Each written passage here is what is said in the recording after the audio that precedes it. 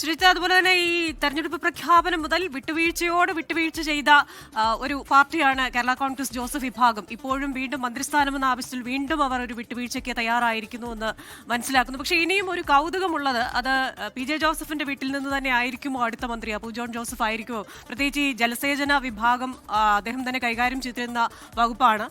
അതുകൊണ്ട് മോൻസ് ജോസഫ് ആയിരിക്കുമോ അതോ അപ്പു ജോൺ ജോസഫ് ആയിരിക്കുമോ? ചീഫ് വിപ്പ് ആരായിരിക്കും എന്ന ചോദ്യങ്ങൾ കൂടെ ഉണ്ടല്ലോ. അതിലും കുറച്ച് കൗതുകമുണ്ടല്ലോ.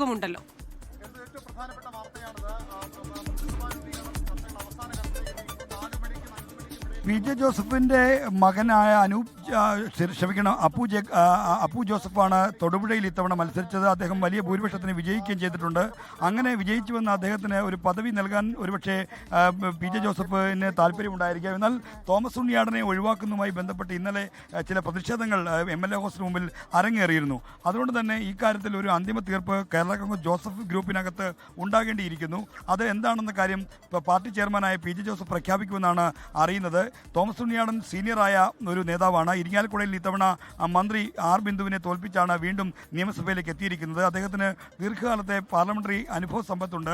അപ്പു ജോസഫ് ആദ്യമായി ഈ കന്നി മത്സരത്തിൽ വിജയിച്ചു വന്ന MLA ആണ്. അപ്പോൾ സുപ്രധാന പദവി അപ്പു ജോസഫിനെ ഏൽപ്പിച്ചാൽ അത് കേരള കോൺഗ്രസ് ജോസഫ് വിഭാഗത്തിൽ അലോസരങ്ങൾ ഉണ്ടാക്കുമോ, അന്തഃഛിദ്രങ്ങൾ ഉണ്ടാക്കുമോ എന്ന ആശങ്കയുണ്ട്. ഇതെല്ലാം പരിഗണിച്ചുള്ളൊരു തീരുമാനമായിരിക്കും പി ജെ ജോസഫ് കൈക്കൊള്ളാൻ പോകുന്നതെന്നാണ് നമുക്ക് ഈ ഘട്ടത്തിൽ ലഭിക്കുന്ന വിവരം. എന്തായാലും ഈ UDFന്റെ കെട്ടുറപ്പ് നിലനിർത്താനായി നേരത്തെ സീറ്റ് വിഭജന കാര്യത്തിൽ കാണിച്ച പോലെയുള്ള വലിയ വിട്ടുവീഴ്ചയ്ക്ക് പി ജെ ജോസഫ് തയ്യാറായത് ഈ മന്ത്രിസഭാ രൂപീകരണവുമായി ബന്ധപ്പെട്ട ചർച്ചകളിലെ ഒരു നിർണായകമായ വഴിത്തിരിവായി മാറിയിരിക്കുകയാണ്. ക്രിസ്റ്റീന.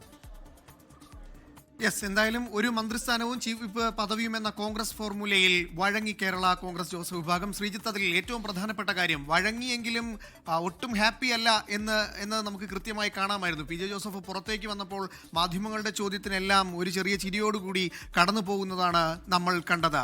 ഇനി എന്തായാലും ചീഫ് വിപ്പ് പദവി അടക്കം നൽകും, അല്ലെങ്കിൽ ഒരു മന്ത്രിസ്ഥാനം എന്നൊക്കെ പറയുമ്പോഴും ജോസഫിന് മുന്നണിക്കകത്ത് എന്തായാലും വലിയ വിയോജിപ്പുകൾ ഉണ്ട്. അത് അത്തരത്തിൽ ഉയർത്തുമെന്നത് ഉറപ്പാണ്.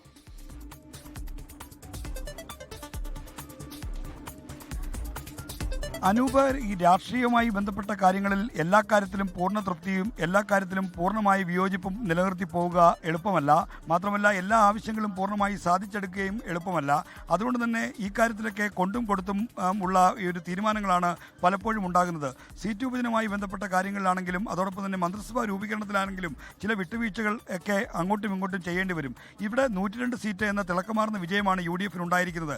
ചെറിയ ഭൂരിപക്ഷത്തിലാണ് UDF അധികാരത്തിൽ വന്നതെങ്കിൽ ഇത്തരം ചെറിയ പാർട്ടികളുടെയോ അല്ലെങ്കിൽ മറ്റാളുകളുടെയൊക്കെ സമ്മർദ്ദത്തിന് ഒരു ശക്തി കൂടുതൽ ലഭിക്കുമായിരുന്നു. എന്നാൽ 102 സീറ്റിൻ്റെ വലിയൊരു വിജയത്തിൽ നിൽക്കുമ്പോൾ ആ വിജയത്തെ അത്രയും അധികം ഭൂരിപക്ഷം മുന്നണിക്കുള്ളപ്പോൾ ഇത്തരം ചെറിയ പാർട്ടികളുടെ വിയോജിപ്പുകൾ, ചെറിയ പാർട്ടികളുടെ സമ്മർദ്ദങ്ങൾ കാര്യമായി വിലപ്പോവില്ല. അതുകൊണ്ട് തന്നെ മുന്നോട്ട് കയറി കളിച്ചും പുറകോട്ട് ഇറങ്ങിക്കളിച്ചും ഒക്കെയുള്ളൊരു വിട്ടുവീഴ്ചയ്ക്ക് പാർട്ടികൾ തയ്യാറാകും. അതിൽ പൂർണ്ണ യോജിപ്പോ അല്ലെങ്കിൽ അതിനോടെല്ലാം പൂർണ്ണമായ തൃപ്തി ഉണ്ടായിട്ടോ അല്ല, മറിച്ച് ഇത്തരം ഘട്ടങ്ങളിൽ രാഷ്ട്രീയമായി എടുക്കുന്ന അടവ് നയങ്ങളാണ് ഈ ഘട്ടത്തിലേക്കുള്ള ഒരു നിലപാടിനെ സ്വാധീനിക്കുന്നത്.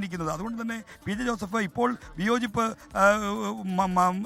അദ്ദേഹത്തിനുണ്ടെങ്കിലും ഇതിനോട് യോജിക്കുന്നു. എന്നാൽ ബോർഡ് കോർപ്പറേഷൻ പോലുള്ള വീതം വെപ്പുകൾ വരുമ്പോൾ ഇപ്പോഴുണ്ടായ നഷ്ടം നികത്താനുള്ള പര്യാപ്തമായ അവകാശവാദങ്ങൾ അദ്ദേഹം മുന്നോട്ട് വെക്കുകയും അത് വിജയിപ്പിച്ചെടുക്കാൻ ശ്രമിക്കുകയും ചെയ്യും. കാരണം ബോർഡ് കോർപ്പറേഷൻ വിഭജനം ഒരു നിർണായകമായ ഒരു കാര്യമാണ്.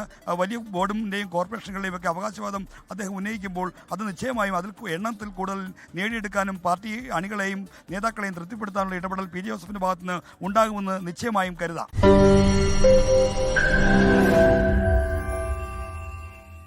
ലോകത്തെവിടെയായാലും ഏത് സമയത്തും 24 വാർത്തകളും ഓഗ്മെന്റഡ് റിയാലിറ്റി പാക്കേജുകളും എക്സ്പ്ലെയിനറുകളും വിശദമായി കാണാൻ ഞങ്ങളുടെ YouTube ചാനൽ നിങ്ങൾക്ക് സബ്സ്ക്രൈബ് ചെയ്യാം.